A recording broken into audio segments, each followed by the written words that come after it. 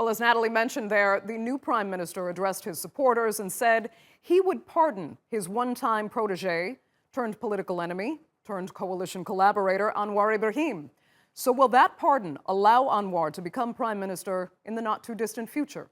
Let's speak now to Anwar Ibrahim's daughter, Nurul Izzah Anwar. She is a member of parliament for the opposition People's Justice Party, and she has retained her seat in this election. Nurul, thanks so much for joining us. First of all, congratulations are in order. Most everybody described this as a shock victory. I have to ask you, are you feeling shocked?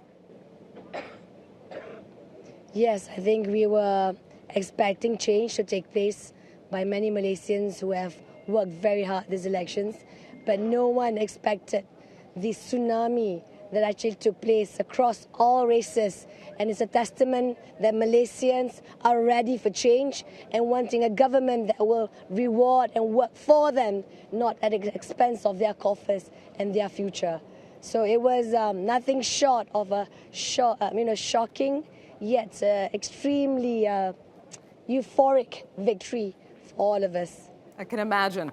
But in that shock meant that, in a way, your coalition really was not prepared to win. And as such, we have no details, really, of how your government will be formed. Everything really needs to be clarified because you were caught off guard, basically. So tell us how much you're playing catch-up now. I don't think we're playing catch-up at all. I think the fact that today we have successfully secured a swearing-in of a new prime minister after more than 6 decades of the same government is a testament that change has taken place in the smoothest manner possible. The prime minister himself, former prime minister, Dr. Najib has, conceded rather gracefully, and I think we've accepted that. And we also have a working manifesto. We have appointed our Prime Minister, Deputy Prime Minister. By tomorrow, the entire cabinet will be formed. And what's most important is not the position per se. It's the point that we are committed to implementing reforms and fulfilling our pledges as stipulated in the announcements in the lead-up of the elections. So I would say we're not caught off guard at all. We're just very astounded by the sheer show of support by Malaysians who guarded the ballot boxes. Remember, this elections was flawed. We would have definitely enjoyed a bigger victory, but we had Malaysians standing by at the ballot boxes, making sure that each vote was counted fairly. Okay, and you said just now former Prime Minister Najib conceded the election. He conceded defeat gracefully. He said as well that there has been no fraud in this vote. After 60 years, though, did anyone expect him to go so quietly, gracefully, as you put it, without a fight? I think, you must understand this is the 21st century. Malaysia is one of the beacons of hope in the region. We're certainly not a complete, full-fledged authoritarian nation. We are semi-democracy. And I think it showcases that many people were expecting change. They were actually happy with this transition. And having Mahathir Mohamed, former Prime Minister, joining hands with Dr. Anwar Ibrahim, coming together, trying to rebuild and sort of forge a greater degree of unity, also assuage different stakeholders. You had the Chief of Police of Malaysia saying that policemen can choose any political party that they wanted. You had the head of the Navy saying that, the votes are done in secret. So all this signaling, I think, helped push Najib to do the right thing. And I'm happy because whatever it may be, I'm not going to go to the nitty-gritty to say that there's no flaws. Come on, everybody knew. Everyone, the postal voters overseas, couldn't even get their ballot papers in time. You're talking about scores of people being denied to vote because they closed and the entire process was done in a terrible manner. So I'm not going to go to the details. My point is, moving forward, we are committed to implementing reforms. We'll make sure the partisan heads of the Election Commission, partisan heads of the Attorney General, they must remain independent. They must be replaced by a professional team that will be concerned about taking care of the people, not of political leaders. Okay, Nurul, then let's talk about your role in this government. You'd said before that you want to be part of Malaysia's future. You want to design its future, actually. But at many points, you've been deliberately vague when asked what your role in the new government will be. What role do you want? I mean, I contested for a seat in Permatampau, my father's traditional seat. This is my third term in Parliament. And I think that many young people in Malaysia has to feel that they're part of designing our future. It can't just be dictated by the select few. And so to that end, whatever role I can play, whatever role I am accepted to make, I will continue. I mean, why does it have to be a particular top-notch role? I think we have to start appreciating the smaller bits. All stakeholders should be appreciated, should be allowed to prosper and voice, and that's how you're going to have a burgeoning and successful democracy. If you expect everybody to always want to become prime minister, you're going to have a lot of crisis, and I don't think that's what Malaysia needs. Malaysia needs less of people wanting to become prime minister and more Malaysians wanting to change the future. So to that end, I'm here for them, and I want to be part of this process. Okay, I realize you're not your mother, but your mother has been appointed a potentially reluctant, if I can put it that way, deputy prime minister under Mahathir Mohamed in this new government. Can I ask you, is she eager to stay in that position, or are you all kind of waiting to see how this government should form with patience in the best way possible? Once you take over position, she's now deputy prime minister, you got to get the job done. So I don't think everyone's thinking about a ticking time bomb or a deadline. You know, once you have a position, you have a contract, obligatory contract to fulfill to the people. Everyone came to ensure we won. They want to make sure that GST is abolished. They want to make sure a meaningful wage is introduced for the people. They want to make sure they have opportunities for jobs.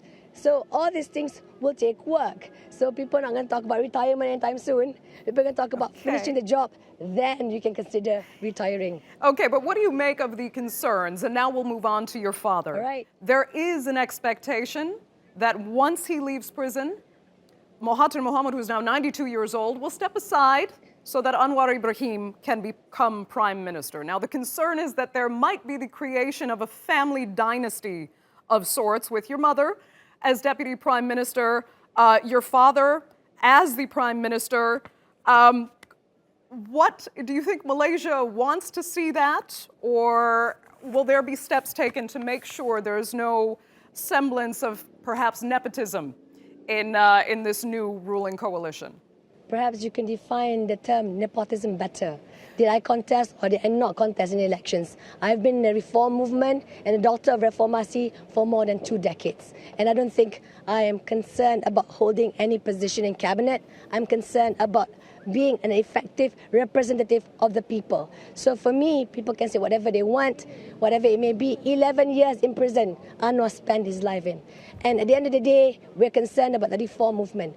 Whoever becomes prime minister, my job, the youth job, is to make sure the prime minister toes the line of the reform agenda. So I can't care less what people say. The point is how you live your life, how you have your credibility, and making sure those things are intact. Okay.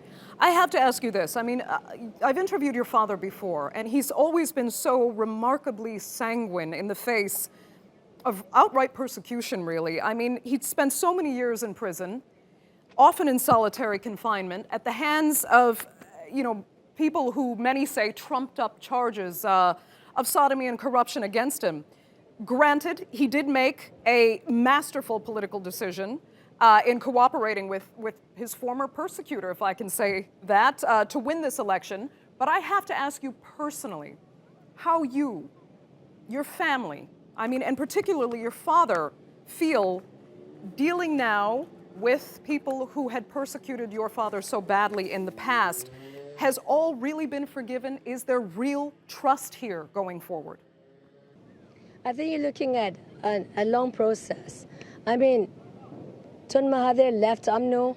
He basically started joining our movement. He wanted to be part of the coalition. And I always remember, I'm here not to represent my personal concerns. I'm here supposedly as a people's representative. So to that end, you have to always consider what's the best way to oust the current government, the previous government. What's the best way to ensure you initiate reforms? So having a clear-cut moral compass, having a true sense of what's your main focus will help you decide accordingly.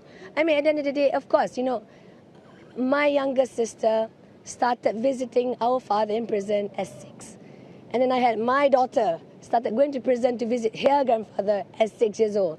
Yeah, obviously it's not been easy, but we're not the only ones who suffered. That's why you need to reform the systems so that no one else becomes victimized by anybody who will hold the position of power as Prime Minister. It's simple. You have independent institutions, rule of law, making sure that whoever it may be, it could be someone sweeping the streets, or it could be the Prime Minister, but he or she will be facing the true face of justice under Malaysia's current rule of law. So these things have a measured outlook on life. Never live life based on anger or bitterness. Very pragmatic. Nurul, final question for you. The opposition is now in charge. What is your first priority? What is the first thing that we're going to see now change in Malaysia? Well, if you refer to the Prime Minister's statement, one of the key things is the economic burden that people are feeling. As I stated, if you read our budget and manifesto, we stated the first 100-day plan, which really includes to do away with the goods and services tax regime, going back to the SST, and of course, eventually to roll back on some of the burden that are being felt by people. So, like it or not, you need to form a cabinet. You need to make sure you put leaders in place, whether it's the Attorney General, whether it's the different people in the force. These things have to be done. So could you maybe excuse me so I can work on those things? Thank you very much. Absolutely. Nurul Izzah Anwar, we will let you get straight to your very important work, and thank you so much for joining us on The Newsmakers. Congratulations again. Thank you, TRT. Much appreciated. All right, guys.